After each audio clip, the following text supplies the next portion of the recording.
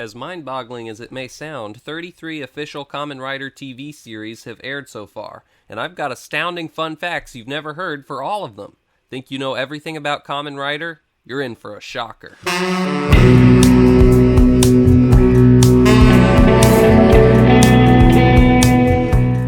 Like in my recent Super Sentai video, I'll rank each fact based on the likelihood that you've heard it already. And stay till the end of the video, I have a big announcement. I'm feeling it now, let's begin.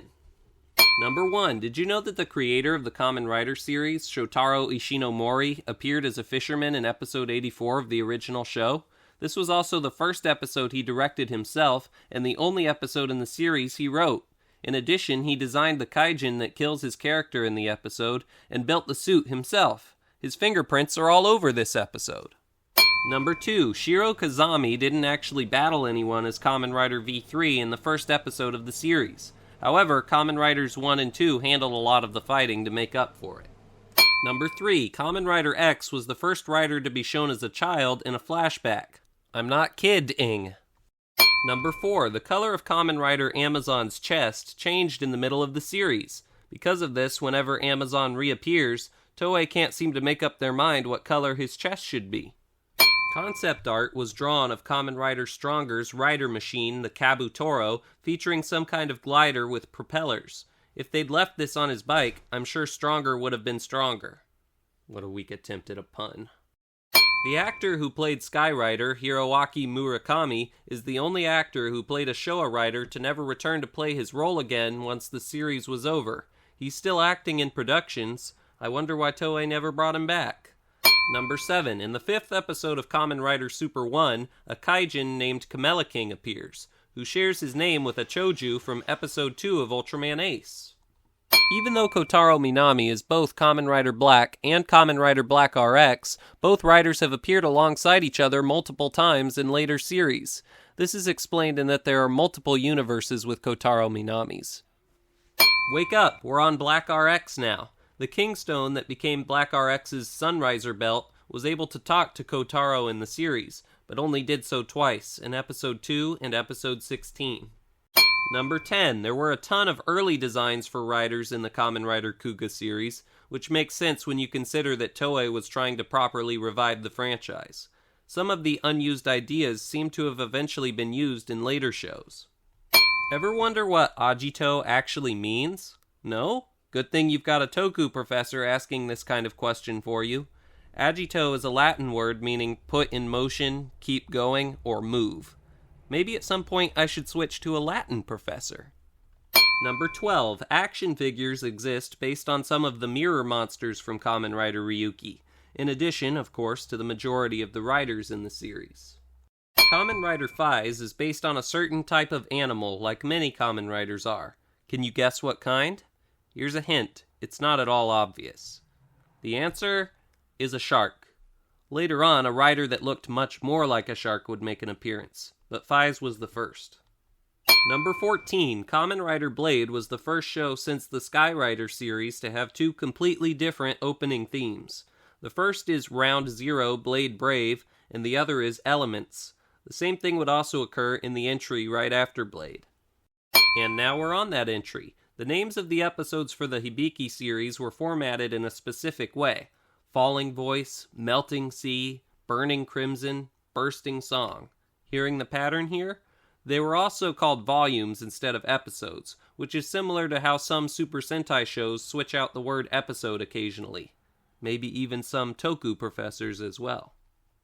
Number 16. After Kamen Rider Kabuto transformed into his hyper form for the first time, he did so again in every other episode of the series, except for episode 48, the one before last. In episode 39 of Deno, And Then There Were No Riders, which is named after And Then There Were None by Agatha Christie, by the way, Yuto Sakurai is shown to have been in high school in 1993.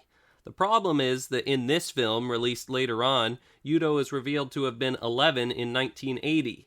So that would mean he was 24 in high school. I guess he wasn't watching enough Toku Professor and was way behind in his studies. Most of the kaijin in Kamen Rider Kiva have hidden birds on their bodies.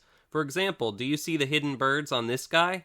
There are two secret woodpeckers on both sides of his head. Number 19. Starting with Kamen Rider Decade's Deca Driver, all the subsequent riders' main transformation items have been referred to as drivers, including Drive's Drive Driver. The protagonists of Kamen Rider Double wear luxury clothing produced by the company Windscale in Fudo.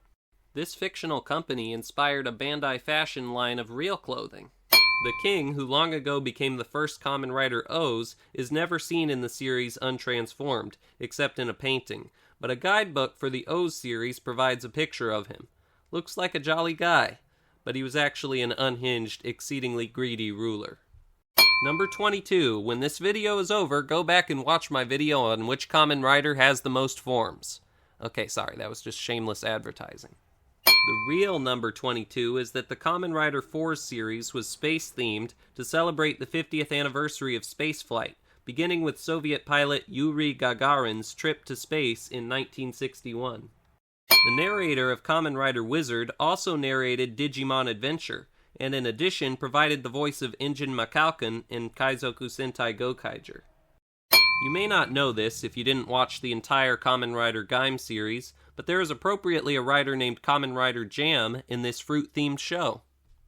Number 25. Since Kamen Rider Drive is a vehicle-based series, here's a vehicle-based quiz question for you. What type of real-life car is Drive's rider machine, the Tridoron, based on? Yes, it's named after and inspired by Black RX's rider machine, but I'm talking about real vehicles. Time's up. Hope you're done thinking about it. It's based on a Honda NSX. Number 26. Kamen Rider Ghost was apparently the first Kamen Rider series to not have any media distributed in Hong Kong. So, if you were planning on watching the show, don't go there, I guess. This isn't really a fact from the show, but rather from an X-Aid stage show, but I wanted to bring it up anyway. Did you know that there is a pair of bugsters that look like Mario and Luigi? This monster duo comes from the data for Mighty Brothers XX. Number 28. Did you ever wonder why Sento Kiryu looked so tired? Because he really was. Apparently, the actor who played Sento liked to stay up late playing Monster Hunter with his friends, which left him looking rather sleepy. Kamen Rider Zeo didn't have a tribute episode for either Kuga or Kamen Rider Double. As for why, I couldn't tell you. Nearly done here. Number 30. Aside from one or two kaijin with hidden penguins on their bodies in Kiva, Storming Penguin Raider from Kamen Rider 01 appears to be the first ever penguin monster in the Kamen Rider series. Can't believe it took that long.